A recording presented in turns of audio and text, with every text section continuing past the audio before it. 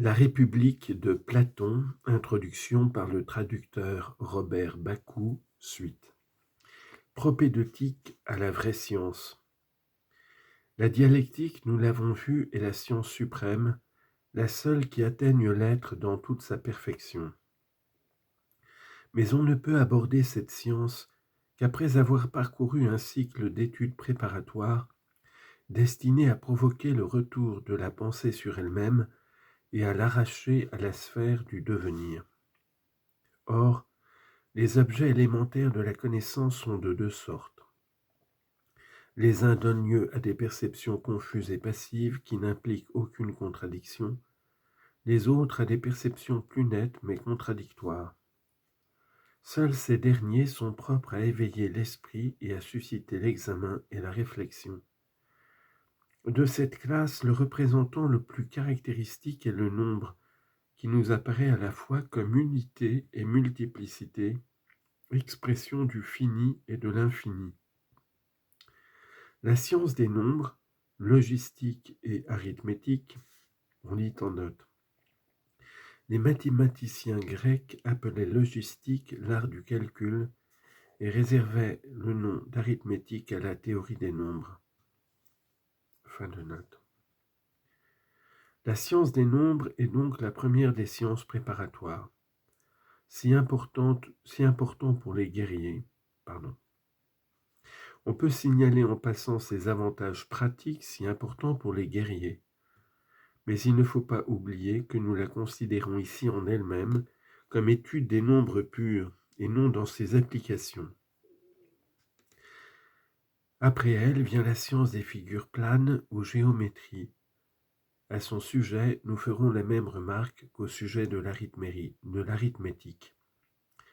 Il ne s'agit pas de la géométrie au sens vulgaire, de la planimétrie ou de l'arpentage, mais de la science des vraies figures et de leurs propriétés qui, ayant pour objet ce qui est éternellement, to ei on, attire l'âme vers la contemplation des choses d'en haut.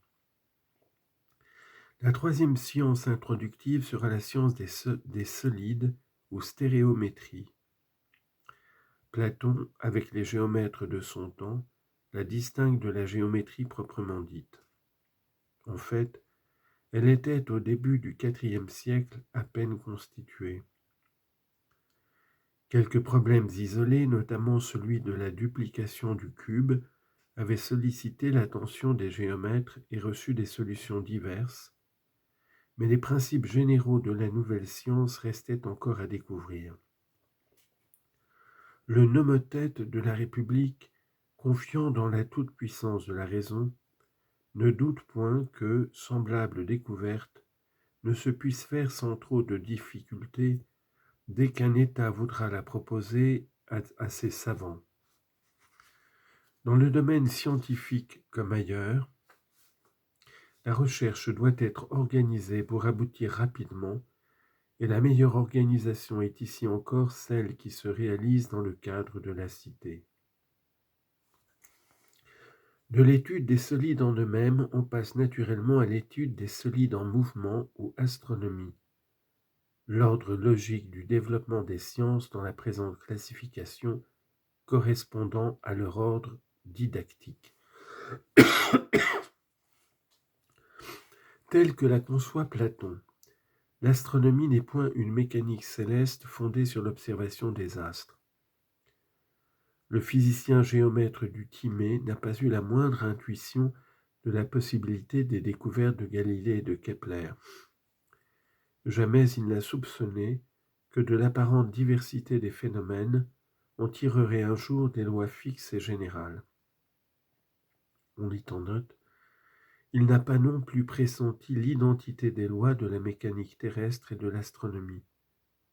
L'apparente multiplicité et l'action entrecroisée des facteurs qui concourent à la production des phénomènes physiques cachent, il est vrai, la régularité de ces phénomènes et la simplicité des lois qui les régissent. Régularité et simplicité qui sont pourtant susceptibles de donner satisfaction aux plus hautes exigences de l'esprit. Fin de note. Pour lui, l'expérience procédé banosique n'est point utile aux savants dont la pensée s'efforce de saisir des formes pures. Il ne viendrait à personne de sensé, observe-t-il, l'idée d'étudier le monde dans les peintures ou les dessins de quelque habile artiste. Cet artiste fût-il Dédale lui-même. Pareillement, l'astronome digne de ce nom ne songe pas à étudier les astres de notre ciel matériel. On dit en note, quoique les astres soient ce qu'il y a de plus beau dans le monde sensible, il ne faut les regarder, d'après Socrate, que comme les ornements d'un plafond. En tant que tels, ils ne peuvent tourner l'œil de l'âme vers les véritables réalités. Peu importe pour contempler celle-ci qu'on lève la tête ou qu'on la baisse, qu'on regarde la terre ou le ciel, puisqu'elles ne revêtent aucune apparence sensible et ne résident point dans l'espace, domaine du devenir. Fin de note.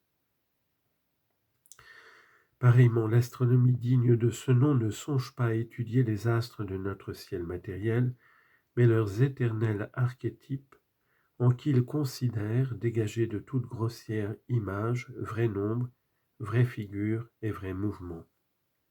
On lit en note. L'astronomie platonicienne est une astronomie mathématique a priori. En effet, faisant abstraction des données de l'expérience sensible, elle se propose de définir les trajectoires parfaites des mouvements sidéraux et les nombres également parfaits qui les mesurent. Autrement dit, elle pose son objet dans l'absolu. L'astronomie moderne, au contraire, est mathématique a posteriori, en ce sens que, s'appuyant sur les données de l'observation, elle cherche à exprimer les lois constantes des phénomènes sous une forme rigoureusement mathématique.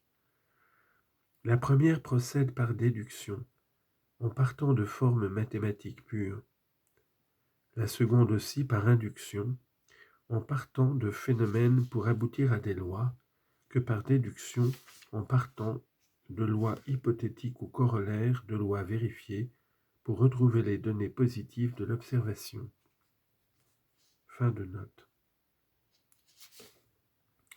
Sœur de l'astronomie, comme l'enseignent les pythagoriciens, la musique proprement dite entrera aussi dans notre programme d'éducation supérieure.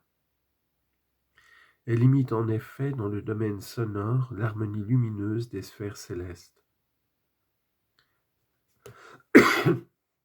De même que l'astronomie, nous la concevrons comme science pure, c'est-à-dire comme occupant des sons en eux-mêmes et non tels que les perçoivent nos oreilles.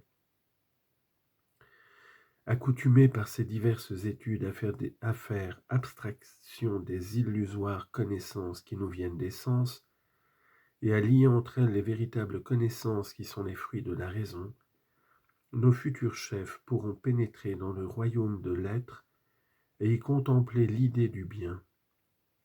La dialectique, sublime couronnement de l'édifice des sciences, terminera leur éducation et les rendra dignes d'exercer le gouvernement dans la cité.